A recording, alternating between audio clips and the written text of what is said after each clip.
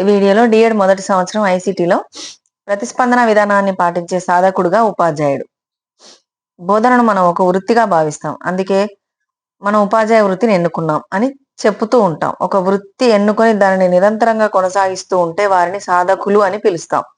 ఉదాహరణకు డాక్టర్ వృత్తి ఎన్నుకున్న వారిని డాక్టర్లుగా, ఇంజనీరింగ్ వృత్తి ఎన్నుకున్న వారిని ఇంజనీర్లుగా భావించినట్లు ఉపాధ్యాయ వృత్తిని ఎన్నుకున్న వారిని ఉపాధ్యాయులుగా పిలుస్తాం. ఒక వృత్తిని ఎన్నుకున్న దానిలో నైపుణ్యం సాధించాలంటే నిరంతరంగా ఆ వృత్తిని నిర్వహించేటప్పుడు మనం చేసే పొరపాట్లను ఎప్పటికప్పుడు తెలుసుకుంటూ, చేసిన పొరపాట్లు మళ్ళీ చేయకుండా వాటిని సవరించుకుంటూ ముందుకు వెళ్ళాలి. ఉపాధ్యాయుడు కూడా అనునిత్యం తన బోధనా విధానంలోని లోపాలను తెలుసుకొని వాటికి ప్రతిస్పందించే ఒక ప్రతిస్పందన సాధకుడుగా ఉండాలి. అప్పుడే అతడు ఉపాధ్యాయ వృత్తికి న్యాయం చేయగలుగుతాడు. వృత్తిపరమైన ప్రతిస్పందన గల ఉపాధ్యాయుని పరమ కర్తవ్యం విద్యార్థికి నేర్చుకునే అవకాశాలు కల్పించి నేర్చుకునేలా చేయడమే. ఉపాధ్యాయుడు ఒక విధమైన వృత్తిపరమైన జ్ఞానం, అవగాహనతో బోధనా వృత్తిలోకి ఉపాధ్యాయునిగా వస్తాడు. తాను శిక్షణలో నేర్చుకున్న బోధనా పద్ధతులు ఉపయోగిస్తాడు. ఈ క్రమంలో ఏ పద్ధతి పిల్లలు ఆసక్తికరంగా నేర్చుకోవడానికి ఉపయోగపడతాయో అనుభవపూర్వకంగా తెలుస్తుంది. ఈ అనుభవాలను తోడు ఉపాధ్యాయులతో పంచుకోవడమే లేదా రాయడమో చేస్తే దాన్ని ఒక వృత్తిపరమైన ప్రతిస్పందనగా భావిస్తాం. ఏ పద్ధతిలో పిల్లలు చురుకుగా పాల్గొంటారు, నేర్చుకుంటారు, ఏవి మంచి పద్ధతులు లేదా బోధనా విధానాలు అనే దానిపై ఉపాధ్యాయ వృత్తికి అంకితమైన ఉపాధ్యాయుడు ప్రతిస్పందనలు చేస్తాడు. ప్రస్తుతం పాఠ్య ప్రణాళికలో ప్రతిస్పందనకు అవకాశం కల్పించారు. కాబట్టి ఉపాధ్యాయుడు తన వృత్తి నైపుణ్యతను పెంపొందించుకోవాలంటే తరగతి గదిలో జరిగే బోధనాభ్యసన ప్రక్రియకు సంబంధించిన సంపూర్ణ సమాచారం సేకరించుకొని దాన్ని విశ్లేషణ చేసుకోవడం ద్వారా తన బోధనా విధానంలో లోపాలను గుర్తించి సవరించుకోవాలి. ఉపాధ్యాయుడు ఈ సమాచారాన్ని ఎలా సేకరించుకోవచ్చునో చూద్దాం.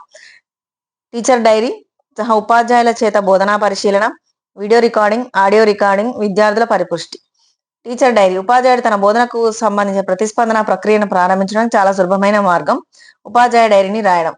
సాధారణంగా మనం టీచర్ డైరీని బోధనాంశాలను రాసుకునే ఒక పుస్తకంగా భావిస్తాం. కానీ ఉపాధ్యాయుడు ప్రతిరోజు తాను ఆ రోజు బోధించిన పాఠానికి సంబంధించిన ప్రతిస్పందనలు, అంటే విద్యార్థుల అభ్యసన తీరు, బోధన జరిగిన విధానంలో ఏ అంశాలు బాగా జరిగాయి ఎందుకు, ఏ అంశాలు అనుకున్న విధంగా జరగలేదు ఎందుకు అనే విషయాలకు సంబంధించిన సమాచారాన్ని ఏ రోజుకు ఆ రోజు విధిగా నమోదు చేసుకోవాలి. ఈ సమాచారం ఉపాధ్యాయునికి తన అభ్యసనను మెరుగుపరచుకోవడానికి ఉపయోగపడుతుంది. సహా ఉపాధ్యాయుల చేత బోధనా పరిశీలన. ఉపాధ్యాయుడు అప్పుడప్పుడు తోటి ఉపాధ్యాయులను తన తరగతి గదికి ఆహ్వానించి తన బోధనకు సంబంధించి వారి అభిప్రాయాలు, సలహాలను సేకరించి భద్రపరచుకోవాలి. ఈ సమాచారం ఉపాధ్యాయునికి తన బోధన నైపుణ్యాలను మెరుగుపరచుకోవడానికి ఎంతగానో ఉపయోగపడుతుంది. Video recording. ఉపాధ్యాయుడు తాను బోధించిన పాఠాన్ని పూర్తిగా వీడియో రూపంలో రికార్డు చేసుకుని తర్వాత ఆ వీడియో నిశితంగా పరిశీలించినట్లయితే తరగతి గదిలో తన హావభావాలు, తను ప్రదర్శించే ఓపిక, తరగతి గది నిర్వహణ విధానంలో గల లోపాలను గుర్తించి సవరించుకునే అవకాశం కలుగుతుంది. Audio recording. ఉపాధ్యాయుడు తరగతి గదిలో తనకు విద్యార్థులకు మధ్య జరిగిన సంభాషణ ఆడియో రూపంలో రికార్డ్ చేసి దాన్ని శ్రద్ధగా వినడం ద్వారా తనకు బోధనకు సంబంధించిన కింది అంశాలను తెలుసుకునే అవకాశం కలుగుతుంది. తనను ఎన్ని నిమిషాలు మాట్లాడాడు, దేని గురించి మాట్లాడాడు, తను చేసిన వివరణలు స్పష్టంగా ఉన్నాయా, విద్యార్థులు మాట్లాడడం కోసం ఎంత సమయం కేటాయించబడింది, విద్యార్థులు అడిగిన ప్రశ్నలకు తన ప్రతిస్పందన ఎలా ఉంది,